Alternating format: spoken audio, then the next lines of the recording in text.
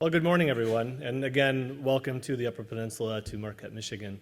It's actually a great position to be in to hear a little bit about the need, obviously, for mining as we look even around this room. The roof over our head requires a mine. And also some of the impacts that we've seen, especially those legacy and historic impacts that we still bear the burden of across our communities. So how do we do it differently? When you're trying to develop a new mine, no matter where you are in the world, there will be controversy. There will be protest.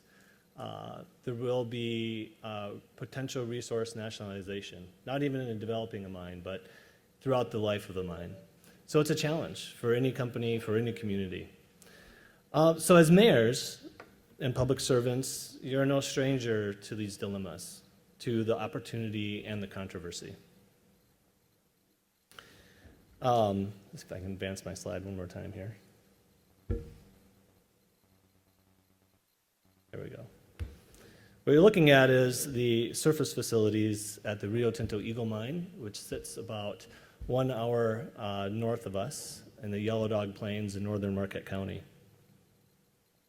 So the dilemmas that you face, whatever they might be, whether it's to sell or shut down or even build a new coal-generated power plant, little things maybe such as combining your police force with your fire department, increasing your city, your millages for city services, or what about windmills along the Great Lakes shoreline? We always have something to talk about. Or in this case, what are the impacts of a greenfield underground copper nickel mine?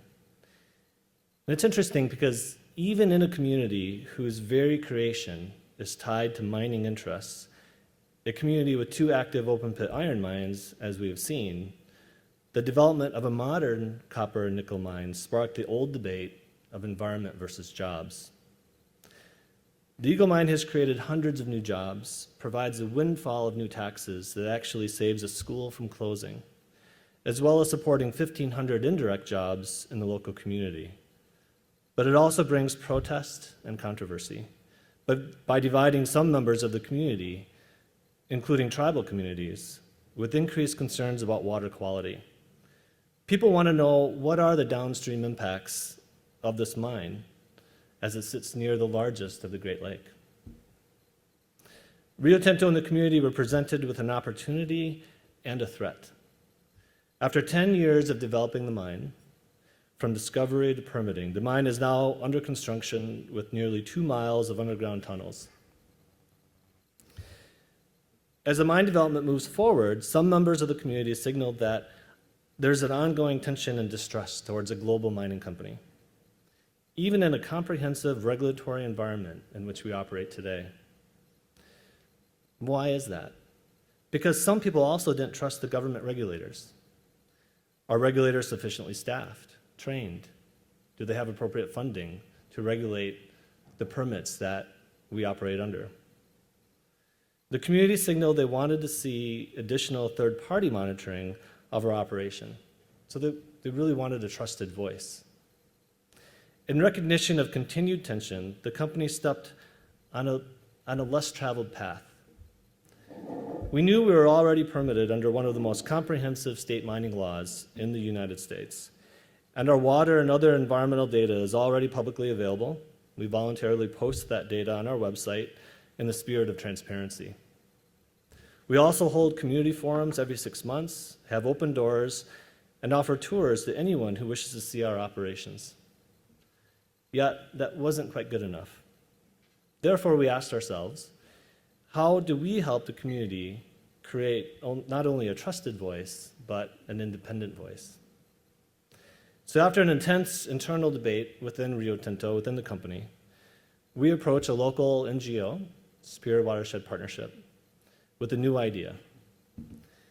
And something happened that probably some members of the community didn't imagine was possible. They got a measure of power over the mine, and it was Rio Tinto, a mining company, that gave it to them. The creation of community environmental monitoring, or independent monitoring, didn't come without risk, however, to both the company and the community.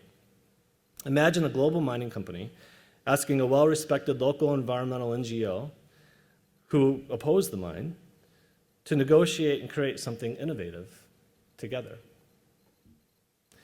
The brands of both organizations didn't naturally fit, obviously, but because both sides had people that had the ability to communicate with each other across the barriers of individual differences and interests, common goals were identified.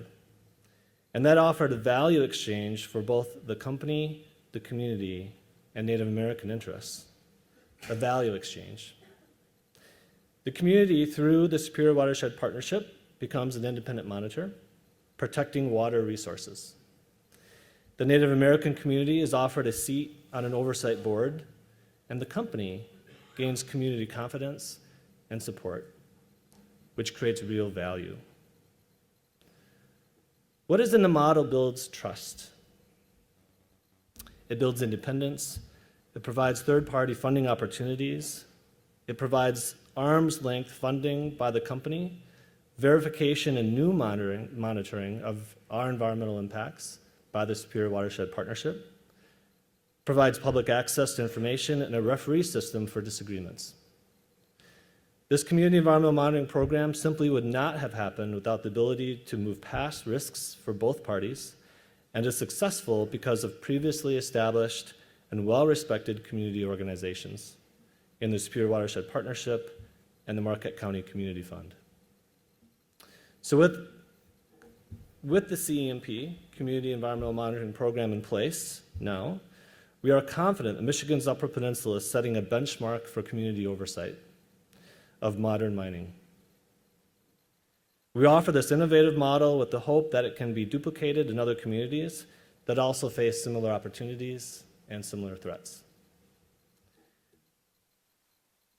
And last week, in a show of the model's strength, Rio Tinto announced the divestment of 100% of its shares in the Eagle Mine.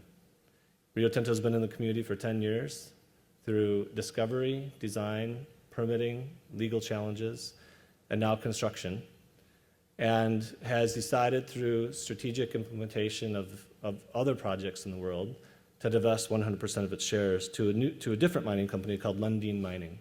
Lundin Mining is actually based in Toronto, Canada. And after a lengthy due diligence review by Lundin, one of the more attractive attributes of the acquisition is the existing community programs that Rio Tinto created. And those programs are highlighted by the Community Environmental Monitoring Program, model now that Lundin is saying that they call best practice and would like to implement in other communities in which they operate. So in all of your packets that you have in the bag, you have a thumb drive. And on that thumb drive are very extensive agreements that Rio Tinto has with the Marquette County Community Foundation and Superior Watershed Partnership. This is the framework that bases our relationship together and how we move forward under a community environmental monitoring program. So please feel free to take a look. This diagram is also on that thumb drive. And I also want to mention before I step down that we are offering a tour of the surface facility only, not the underground, of the Eagle Mine.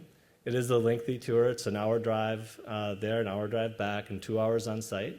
We only have about 15 seats, but we'll meet, according to your program, we'll meet down at the Lower Harbor. And if you do decide to come, just from a safety perspective, please wear pants and sturdy shoes and a jacket just in case that the weather turns on us. So thank you for the opportunity, and now I'll hand it over.